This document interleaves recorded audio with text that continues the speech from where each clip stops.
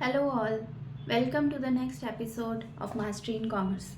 Till question number 8, unsolved questions we had done. If you are new to my channel, please see the previous videos where I have put the solution to all the unsolved questions of the chapter which has accounting equation. We have done the illustrations related to the topic. We are solving the questions which are given at the end of the chapter. This is the book we are doing for grade 11. Now question number 9 we will be doing today. Question number 9 is on page number 91. Let us quickly do the question as it is not very lengthy and most of the things are which we have already done in the previous questions. We will start it with the accounting equation, which is our topic, right? So the first thing which is given to us is business started with cash 1,25,000, right? So we know cash will come over here and it is also my capital. Till now everyone is clear with what is capital. I am not writing the total because we know both the sides are equal. Now part B, purchased goods for cash means when I am purchasing goods means I am giving out cash and then I am getting goods for myself. So cash will be deducted. I have the habit of writing the things in bracket. You also practice it. It makes easier for the teacher to do the correction, to see how you have, what logic you have applied. Don't just directly write the amount over there. Okay, so solving the things in the bracket make the things clear for the teacher to solve. Now purchase goods for cash 50,000, it means I have spent 50,000 to purchase the goods. So minus 50,000 when we do, it becomes 75,000 plus goods we have brought for 50,000. Okay, so the total remains unchanged. Why? Because one side we have subtracted, other side we have added. The total remains 1,25,000. So next we have the C part that says purchase furniture from RK Furniture. Means I have purchased from one person, one dealer. His name is RK Furniture. Whenever name is given, it means I have not made the payment in cash. So my cash will not be affected. So let the cash be same, 75,000. Goods are also not to be touched. Goods are not affected. Goods will remain as 50,000. Now I have got furniture for my business. Furniture is for 10,000. Right? So over here I have got a creditor because right now I have not made the payment, but in future I will be making the payment. So it is my liability to pay to that person, right? And that person is RK Furniture. So 10,000 will come over here.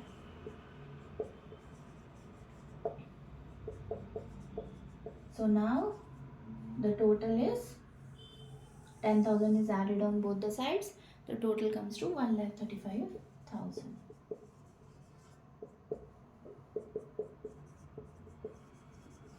Right? Next we have the D part. The D part says sold goods to Parul Traders costing 7,000 by bill number. Bill number is given to you. It is not to be worried about. Leave it aside. While doing the accounting question, bill number is not required. So it is just to confuse you. You will think what to do of it, where we have to enter it. Leave it, right? So sold goods to Parul Traders costing 7,000. We have sold it for 9,000. So we have earned a profit of 2,000. So those 2,000 are to be added to capital, right? Now sold goods to Parul Traders means Parul Traders has not paid us money. Okay, so we will not touch cash. Cash will remain the same, 75,000. Goods are sold for, the value of goods which are sold are, we will subtract 7,000, right? Because goods were a 7,000 value.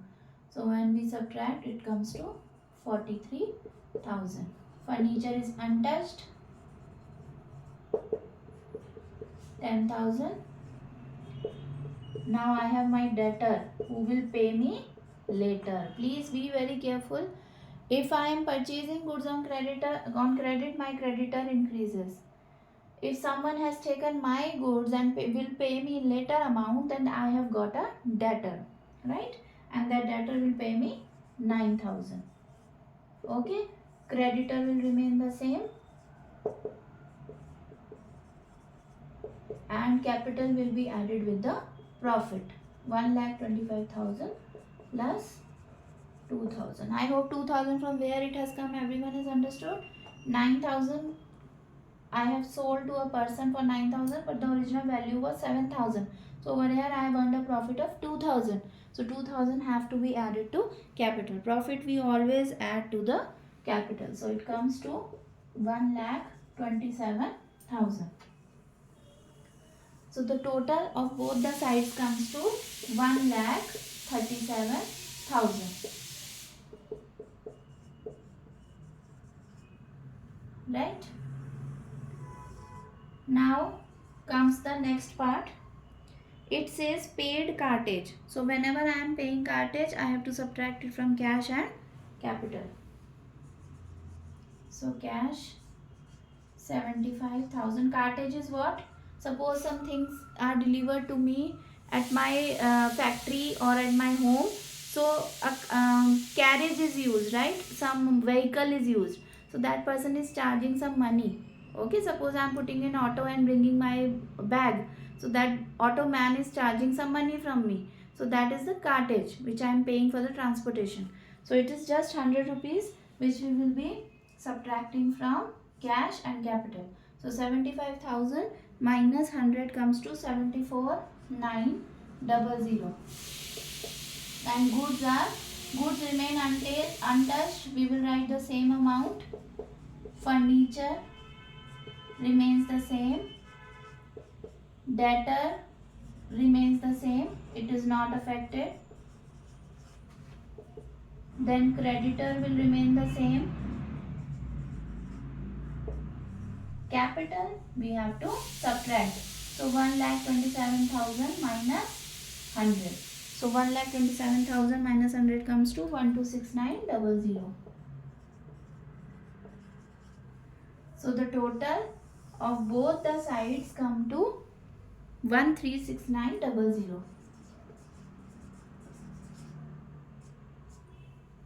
Please use your calculator and check that both the sides should always be equal. The amount should not be different.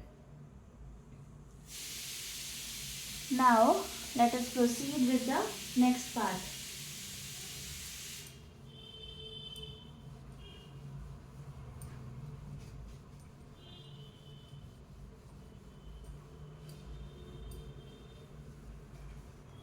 Now the next part is the F part, which says cash paid to RK Furniture in full settlement. RK Furniture, this one was our RK Furniture, right? 10,000. But we have paid in 9,700. It means we have received a discount. Whenever we are receiving a discount, that amount has to be added to capital. Please remember, discount received, that amount is to be added to capital. And if we have paid, it means our cash is to be reduced. So cash 74,900 minus how much we have paid? 9,700. So when we subtract 74,900 and 9,700, it comes to 65,200 plus goods remain untouched, furniture remains untouched, then debtor remains 9,000. This we will not write because we have finished it off, right? Only we will write capital, and capital will have the discount received. 126900 plus how much we have got? 300. 300 is the discount given to us. So 126900 plus 300 comes to 127200. Right? So now total of both the sides is 127200.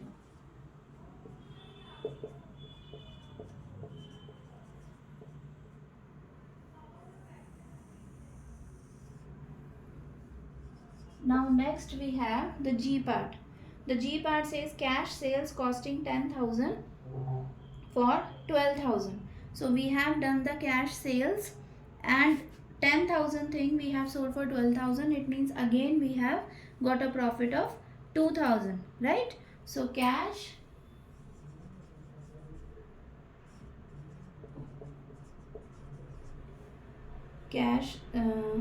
sales costing 10,000 for, so we have got cash.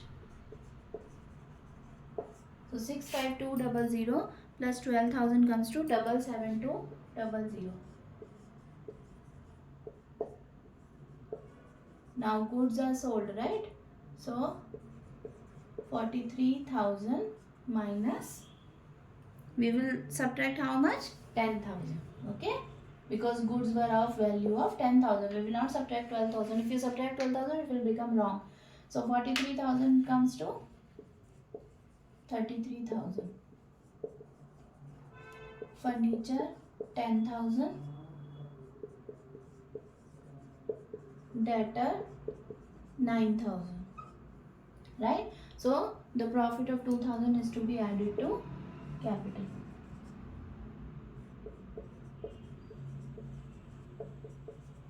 I hope this is clear to you. When we get any kind of discount, then how it affects. So 129200. Okay. So when you will check, the total of this side will also be 129200 and this side will also be 129200.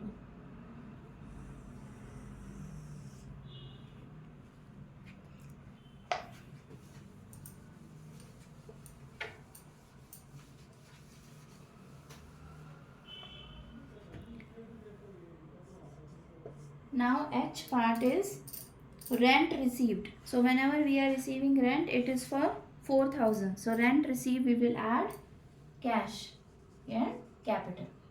So 77200 plus 4,000. 77200 plus 4,000 gives us 81200. Goods will remain the same. Furniture remains the same.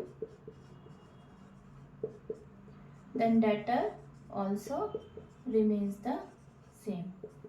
Then with capital we added 129200 plus 4,000, 133200.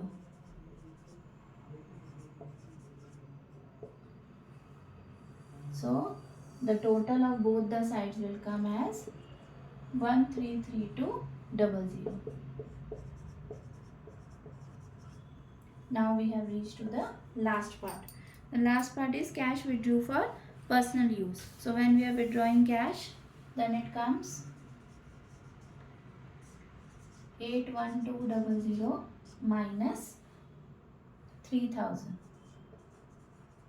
Because it is our drawings. So it comes to 78200 plus goods. Goods remain as 33,000. Then furniture remains same as 10,000. Debtor remains same as 9,000. And from capital also we will subtract 133200 minus we will subtract 3000 from this. So this comes to 130200.